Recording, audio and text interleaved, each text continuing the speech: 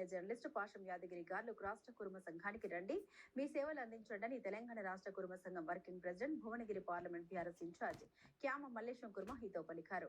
రాష్ట్ర సంఘంలో జరుగుతున్న మంచి చెడులు గుర్తించి తగిన సూచన ఇవ్వాలని, వాస్తవ పరిస్థితిని తెలుసుకోవాలని కూడా క్యామ మల్లేశం కుర్మ పలు విషయాల్ని వివరించారు.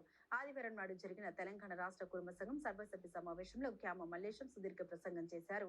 ఈ సందర్భంగా ఆయన మాట్లాడారు. కంచె ఐలయ్య, పాషం యాదగిరి గారు సంఘంపై పదే పదే విమర్శలు చేస్తున్న కొందరు మూర్ఖుల విషయంలో కూడా ఆలోచించాలి అన్నారు.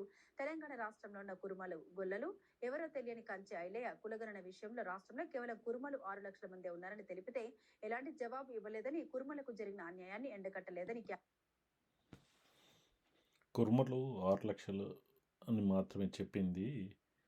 ఇప్పుడు మీతో పాటు పక్కన కూర్చున్న బీర్లా ఎలయ్య గారే, మన ఏకైక కుర్మ ఎమ్మెల్యే, గాంధీ భవన్లో ప్రెస్ మీట్ పెట్టి పక్కన యాదవ స్పోక్స్ పర్సన్ పెట్టుకొని కొంచెం కుర్మలు యాదవులు పెట్టుకొని ఆయన రాసిచ్చిన చిట్టి చదువుతూ కుర్మలు 6 లక్షలు ఉన్నారు, యాదవులు 19 లక్షలు ఉన్నారు, ఇప్పుడు యాదవులు లేని మంత్రివర్గం ఇప్పటివరకు లేదు, ఇప్పుడు కుర్మ యాదవులలో నేను ఏకైక ఎమ్మెల్యేని కాబట్టి నాకు మంత్రి పదవి ఇవ్వాలని చెప్పేసి యాదవుల మెప్పు కోసం కుర్మ వాళ్ళ నెంబర్ తక్కువ చేసి చెప్పడం జరిగింది. దానికి ఈ విషయం తెలిసిన కంచె ఎలయ్య గారు బీలయ్యకి ఫోన్ చేసి, నువ్వు 6 లక్షలని కుర్మలు ఎలా చెప్తావు, ఇప్పుడు కాంగ్రెస్ పార్టీ జనగణన కులగణన చేసింది, దానికి నేను వైస్ చైర్మన్గా ఉన్నాను, ఆ లెక్కలన్నీ నా దగ్గర ఉన్నాయి, ఈ లెక్కలు ఇంకా ముఖ్యమంత్రి గారు కూడా సబ్మిట్ చేయలేదు, ఇంకెవరికి కూడా తెలియదు, నువ్వు ఎలా చెప్తావు అంటే, పాత గవర్నమెంట్ చేసిన సర్వే ఆధారంగా చెప్పానంటే, పాత గవర్నమెంట్ ఒక్క రోజులో అన్సైంటిఫికలీ శాస్త్రీయంగా కాకుండా ఏ కులం అని చెప్పేసి పేపర్ మీద రాసుకొని ఆ పేపర్ తీసుకెళ్ళి సిస్టంలో ఫీడ్ చేసి ఎక్కించడంలో చాలా తప్పులు దొర్లినాయి. దానివల్ల నెంబర్లు అనేది కరెక్ట్గా రాలేదు.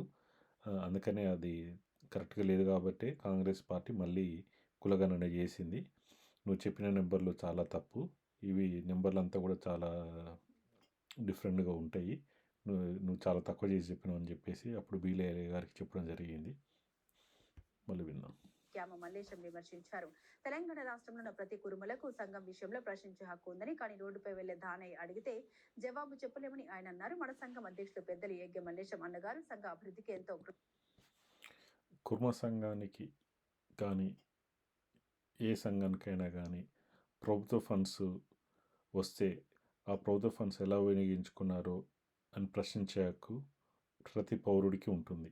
మనం కులం వాళ్ళే కాదు, ఏ కులం వారు అడిగినా కూడా మీరు లెక్కలు చెప్పాల్సిందే. గవర్నమెంట్కి ఆర్టీఐ రాస్తే వాళ్ళు మీ సంఘానికి ఎన్ని పైసలు ఇచ్చారు, వాళ్ళు దేని ఖర్చు పెట్టారు అని చెప్పేసి లెక్కలు ఓపెన్ చేసి చెప్పాల్సిందే. కుర్మ సంఘంలో పనిచేసిన వాళ్ళే నిన్ను క్వశ్చన్ చేయాల్సిన అవసరం లేదు. కుర్మల కోసం ప్రభుత్వం నుంచి నిధులు వస్తున్నాయి కాబట్టి ప్రతి కుర్మ మిమ్మల్ని ప్రశ్నించవచ్చు. కృషి చేశారని ఆయన కొనియాడారు. ఇదిలా ఉండగా ఈ సందర్భంగా కుర్మ విద్యార్థి హాస్టల్ చైర్మన్ సీనియర్ నేత కొలుపుల నరసింహ కుర్మ మాట్లాడారు. అనేక విషయాల్ని వెల్లడించారు. యాదగిరి గుట్టలోని కుర్మ సదనం, కొమరవెల్లిలో కుర్మ సదనం, శ్రీశైలంలో బీరప్ప సదనం, కాకపేటలో 5 ఎకరాల స్థలం 7.5 కోట్లు ఎవరి వలన ఏర్పడ్డాయో అర్థం చేసుకోవాలని తెలిపారు. ఇప్పటికైనా ఎవరి వల్ల ఏర్పడ్డాయో మీరే చెప్పండి. కుమరవెల్లి సదనం దాతలేదని చెప్పారు. ఈ యాదగిరిగుట్ట సత్రము ప్రైవేట్ స్కూల్కి లీజుకి ఇచ్చేశారు, అది కుర్మ వాళ్ళది కాదు, డోనర్స్ది అని చెప్పేసి. శ్రీశైలం సదనము అది ఆంధ్ర వాళ్ళకి వెళ్ళిపోయింది. ఇప్పుడు కోకాపేట నారాయణకి ఇస్తున్నారు. ఇప్పుడు మీరు ఏం చేశారు కమ్యూనిటీకి? విమర్శలు మానుకోవాలని, సంఘానికి వచ్చి సేవలు అందించాలని నరసింహ సూచించారు. వారిరువురు మాట్లాడిన తీరు ప్రతి కుర్మ సోదరులు ఆలోచించాల్సిన అవసరం ఎంతైనా ఉందన్నారు. మన ఉన్న ఏకైక ఎమ్మెల్యే బీర్లా ఎలయ్య గారు, మల్లేశ్వర గారు ఇద్దరు పోయి ముఖ్యమంత్రి గారిని అడిగితే పర్మిషన్ ఇస్తా, మీకు ఫీజు ఎగ్జంప్షన్ ఇవ్వాలన్నా ఫీజు ఎగ్జంప్షన్ ఇస్తా, ఏమన్నా డబ్బులు కావాలన్నా అని అడిగిందట. మరి మీ డబ్బులు వద్దు, మేమే వాటికి కట్టుకుంటామంటే నవ్వి నేను ఇచ్చేస్తా పోని అన్నాడట.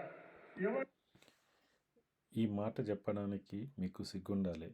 కుర్మలలో ఎన్నో సమస్యలు ఉన్నాయి. ఒగ్గు పూజారులకు వేరే పూజారులతో సమానంగా వాళ్ళకు ఇప్పుడు కొమరవెల్లిలో ఒగ్గు పూజారులు ఉంటారు, మన బాపన పూజారులు ఉంటారు. వాళ్ళకేమో జీతం వస్తుంది, మన వాళ్ళకేమో జీతం రాదు. ఈ ఒగ్గు పూజారులను కూడా ఈ అర్చకులకు ఇచ్చే ఏదైతే జీతభత్యాలు ఉన్నాయో వీళ్ళకు కూడా ఇవ్వాలన్న డిమాండ్ ఉంది. అలాగే గొర్రెల కాపరులు గొర్రెలు మేపడానికి వెళ్ళినప్పుడు పాము ఖర్చు లేదంటే ఇంకేదో ఖర్చు మృత్యువాత పడుతున్నారు. అదే గౌడు వాళ్ళు ఏదన్నా గౌడు వాళ్ళకు మృతి చెందితే యాక్సిడెంట్ చెందితే వాళ్ళకు బీమా సౌకర్యం ఉంది, కొద్దిగా డబ్బు వస్తుంది. అవి కావాలని చెప్పేసి మనం చాలా కాలం నుంచి డిమాండ్ చేస్తున్నాము. అలాగే డీడీలు కట్టిన రెండో విడత గొర్రెల పంపిణీకి ఇప్పటికి కూడా ఆ డబ్బులు రిటర్న్ రాలేదు. అక్కడ ఆ డబ్బులు అక్కడే ఉండిపోయినాయి. ఆ డబ్బులు ఇప్పించమని కోరలేదు.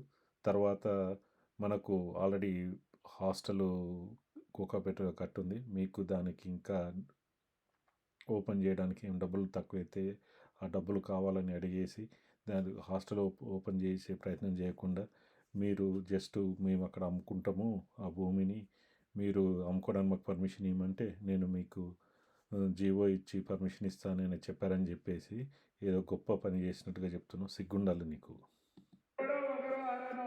తెలిసి తెలియక మూర్ఖత్వంతో కొద్దిగా ఇబ్బందులు ఏమన్నా అవుతాడే అవన్నీ మస్తుగా అయితేనే ఉంటాయి. నేను చూస్తాను ముఖ్యమంత్రి గారు చెప్పడం జరిగింది. మరి ముఖ్యమంత్రి మెడలు వంచి ఆయన ఏమైనా జీవో ఇస్తే దాన్ని వెనక్కి తీసుకునేలాగా చేస్తాం. ఎవరైనా కూడా తప్పు చేస్తే ప్రశ్నిస్తాం. సోదరులారా, కొంతమంది ఎటువంటి అంటే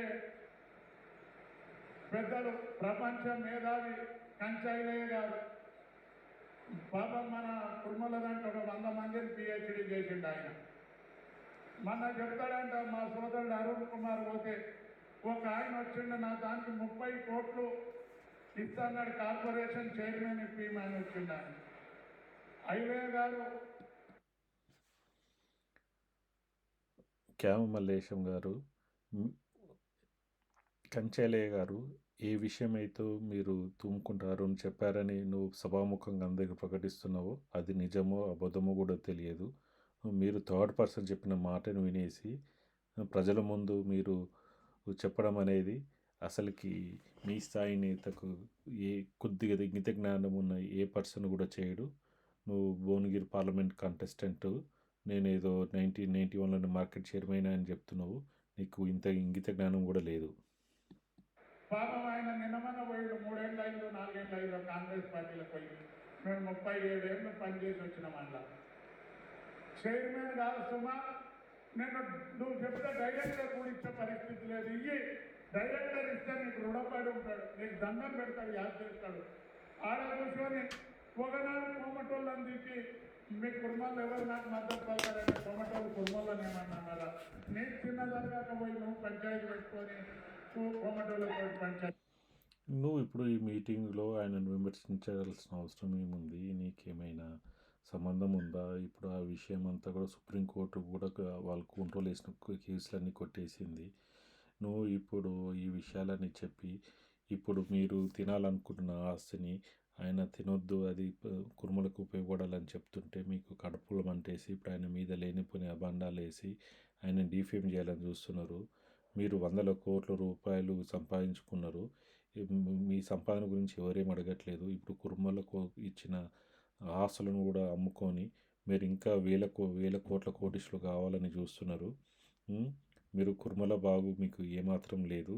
కుర్మలకు నువ్వు అసలుకి ఏ మీటింగ్ ఎవరితో మాట్లాడినా, ఏ మీటింగ్లో పోయినా, ఎక్కడ పోయినా కూడా మా కుర్మోళ్ళు పెళ్ళిళ్ళకి వెళ్తే అన్నాలు అయిపోయిన తర్వాత ప్లేట్లు గ్లాసులు ఎత్తుకొని పోతారని మాట్లాడినోడివి నువ్వు అసలు కుర్మల గురించి నీచంగా కించపరుస్తూ ప్రతి సందర్భంలో మాట్లాడుతూ, ఒక సందర్భంలోనేమో మన కుర్మోళ్ళు ఫంక్షన్లకు వస్తే ఇష్టం వచ్చినట్టుగా తింటారు, ఇష్టం వచ్చినట్టుగా తాగుతారు. అదే రెడ్డోళ్ళు అయితే అలా చేయరు, వాళ్ళు చాలా డీసెంట్గా నిన్ను బిహేవ్ చేస్తారని చెప్పినావు. ప్రతి సందర్భంలో అవసరం ఉన్నా లేకుండా కూడా కుర్మలను కించపరిచే నువ్వు నీ ఓన్ ఫ్యామిలీ మెంబర్స్ని ఎవరికి ఇచ్చి పెళ్లి చేసినావు అనేది మా సమాజానికి అవసరం లేదు. కానీ నువ్వు ఈ సమాజాన్ని దాటి నువ్వు పక్క సమాజంలోకి వెళ్ళిపోయి నువ్వు ఈ సమాజ శ్రేయస్సు ఎప్పుడు కూడా కోరుకోవట్లేదు. నువ్వు కుర్మ సంఘానికి అధ్యక్షుడు అయ్యే యోగ్యత లేదు. నువ్వు అన్ఫిట్ ఫర్ కుర్మ సంఘము. నువ్వు వెళ్ళి నీ రాజకీయాలు చూసుకో. నేను వెళ్ళి ఇంట్లో కూర్చో.